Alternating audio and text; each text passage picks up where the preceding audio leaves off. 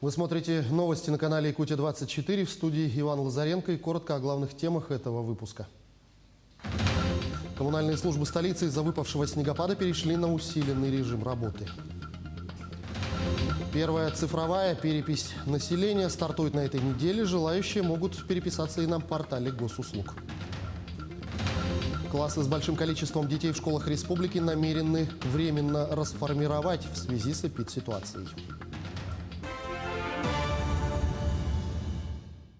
Коммунальные службы столицы из-за выпавшего снегопада перешли на усиленный режим работы. Так, снег, который выпал этой ночью в Якутске, с утра преподнес немало хлопот для горожан, особенно для коммунальщиков. Уже с раннего утра дорожные службы вышли очищать улицы и площади столицы от выпавшего снега. Всего было задействовано 12 единиц спецтехники и более 30 работников. Между тем, также на усиленный режим перешли инспекторы ГИБДД. Они сегодня в течение дня будут патрулировать главные улицы города и контролировать дорожное движение. Особое внимание будет уделено дорогам, которые расположены в центре столицы, а также рядом с объектами образования. Напомним, с этой недели учащиеся начальных классов перешли на очное обучение. Поэтому всем участникам дорожного движения необходимо быть предельно внимательными, чтобы не допустить возникновения ДТП. На территории города Якутска и его пригородов зарегистрировано 289 дорожно-транспортных происшествий. Из них 12 человек погибло и 354 получили ранения. В целом за сутки у нас, это у нас за 9 месяцев статистика, в целом за сутки у нас зарегистрировано по городу 6 ДТП. Это из них столкновений 5 и 1 наезд на пешехода. В результате он получил травму. А что можете порекомендовать водителям автомобилистам? Водителям, конечно же, хотел порекомендовать, если выехали на дорогу, где сложные условия, как мы видим, связаны с гололедом, зимней скользкостью, главное не волноваться. И соблюдать два основных правила. Это, во-первых, соблюдение дистанции до впереди идущего транспортного средства, а также соблюдение скоростного режима. Тем временем затруднение движения легкового транспорта наблюдается на участке капитального ремонта на автодороге Колыма. Об этом информирует Упрдор-Вилюй. По направлению Якутск-Магадан затруднено движение легкового автотранспорта в связи с климатическими условиями. Организовано дежурство дорожных служб. Дорожники настоятельно рекомендуют автомобилистам соблюдать осторожность и бдительность при движении, выбирать скоростной режим, исходя из погодных условий. Более 60% якутян имеют учетные записи на портале госуслуг и могут пройти предстоящую перепись населения онлайн. Об этом сообщили на пресс-конференции, посвященной всероссийской переписи населения, основной этап которой стартует с 15 октября. Возможность быстро, легко и безопасно переписать себя и своих близких на портале госуслуг – это главная новация переписи. Достаточно иметь стандартную или подтвержденную учетную запись и устройство с выходом в интернет. Среднее время заполнения переписного листа 23 минуты. При обходе жилых помещений переписчиками достаточно предъявить QR-код, чтобы подтвердить свое участие в переписи. Как показывают итоги выборочного наблюдения использования населением информационных технологий, информационно-телекоммуникационных сетей, с каждым годом у нас растет доля людей, которые имеют доступ к интернету. И призываю всех людей, обращаясь к населению, при проведении предстоящей переписи, которая у нас стартует 15 октября, принять участие в переписи через портал госуслуг. Контроль за санитарным состоянием общественного транспорта усилят в столице республики. Соответствующее поручение дал мэр Якутска Евгений Григорьев. С приближением зимы все больше водителей ставят личные автомобили на прикол, поэтому нагрузка на общественный транспорт будет возрастать, приводятся его слова. В связи с этим глава города поручил административной комиссии усилить работу по контролю санитарного состояния общественного транспорта, проведению дезинфекции и соблюдению масочного режима в автобусах. По информации «Союзавто», вакцину от COVID-19 на сегодняшний день получили 172 водителя из числа частных перевозчиков. Ну и кипит обстановки. На сегодняшний день выявлено 245 новых случаев коронавирусной инфекции. В том числе город Якутск 126 случаев, Алданский и Вилюйский районы по 10 случаев, по 9 заболевших в Мегино-Кангаласском и Намском районах. Мирнинский и Усть-Алданский районы там по 8 случаев, Татинский и Хангаласский по 7 случаев, Сунтарский и Чурапчинский районы по 5 заболевших. Еще в 15 районах от 1 до 4 заболевших COVID-19.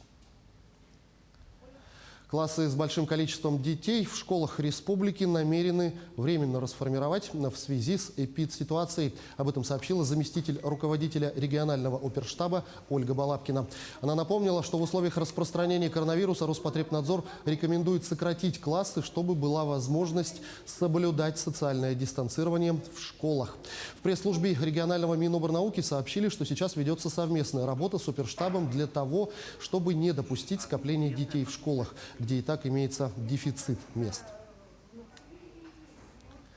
Почти 30 тысяч российских школ оснастят современным цифровым оборудованием к концу 2024 года в рамках нацпроекта образования.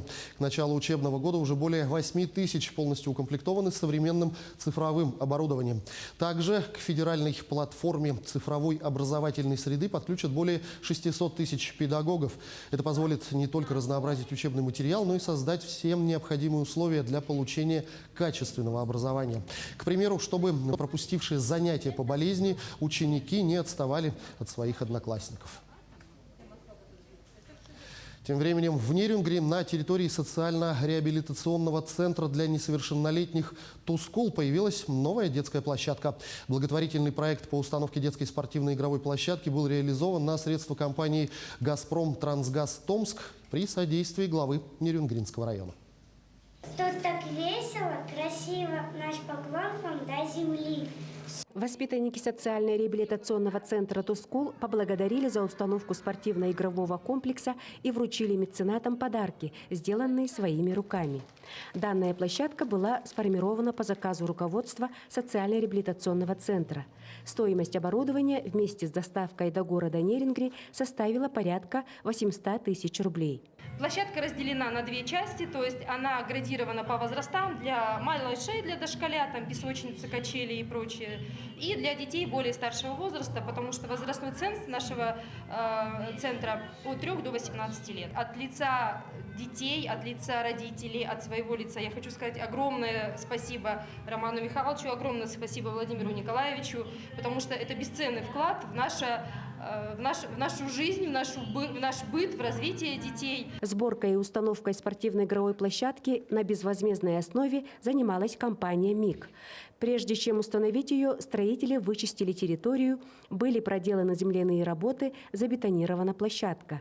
На все это и монтаж, и установку с соблюдением всех норм безопасности ушло 20 дней. Вы знаете, мы помогаем людям, нам помогает Бог. Я считаю, что правильно делаем. Чем больше мы помогаем, это уже из истории, тем больше у нас успехов. Просто что-то это взаимосвязано. Это не первый пример социального партнерства между бюджетными учреждениями, органами власти и бизнесом. Для предприятий района это возможность проявить социальную ответственность. Для исполнительной власти – консолидировать общество и бизнес для решения социальных проблем. Тамара Игнатьева, Вадим Барашков, Нерюнгри. Кардиологический диспансер в Якутске введут в конце года. Все вопросы рассматриваются и решаются в диалоге с подрядчиком. Об этом сообщила вице-премьер Ольга Балабкина.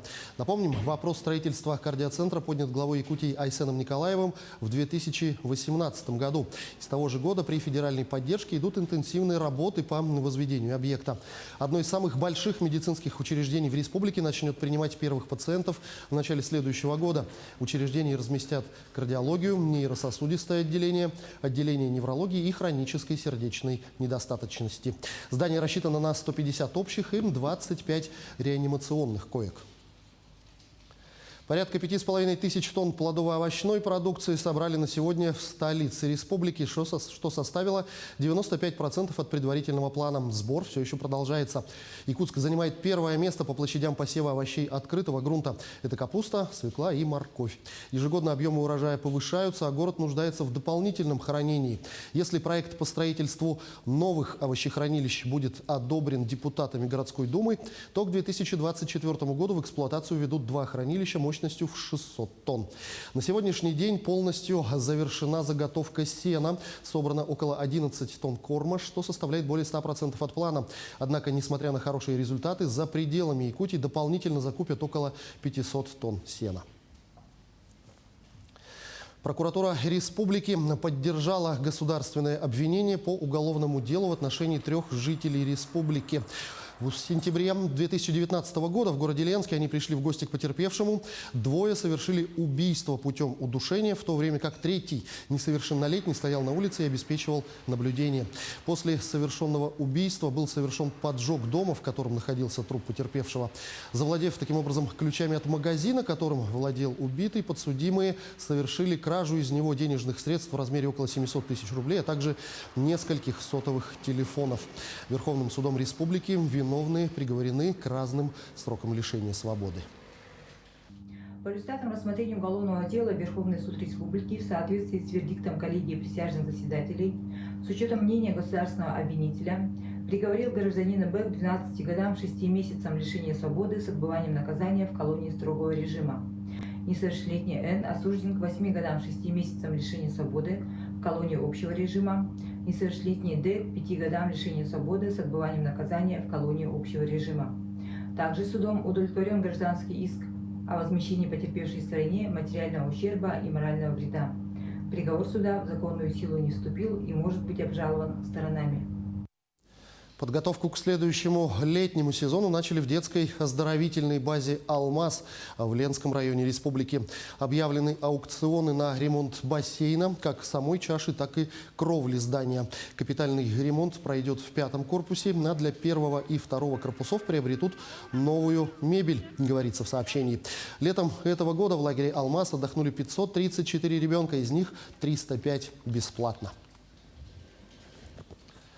Якутянин Петр Захаров принял участие в одном из самых престижных марафонов мира, который в 43-й раз проводился в Чикаго 10 октября. Маршрут марафона был положен в 1 круг по 29 районам города со стартом и финишем в парке Грант с лимитом времени в 6,5 часов. Абсолютным победителем марафона стал эфиоп Сейфу Тура. Время 2 часа 6 минут 12 секунд. Американский бегун Галлен Раб уступил ему 23 секунды. Сообщается, что 50-летний Петр Захаров имеет членство в серии World Marathon Majors и золотой статус по международной классификации. Он тренируется у заслуженного мастера спорта Татьяны Жирковой, которая также занимается бегом с Арданой Трофимовой. 3 якутские команды борются за звание сильнейших во всероссийской интеллектуальной онлайн-викторине «Лига знаний». Среди них команда 5-классников «Факел». Викторина будет проходить в формате квиз-чемпионата в течение года. В первой отборочной игре приняли участие около 2500 человек. Якутию представили 3 команды – «Акула морская», «Факел» и «Бадаран». Самыми юными участниками от республики стали 5-классники физико-технического лицея Якутска.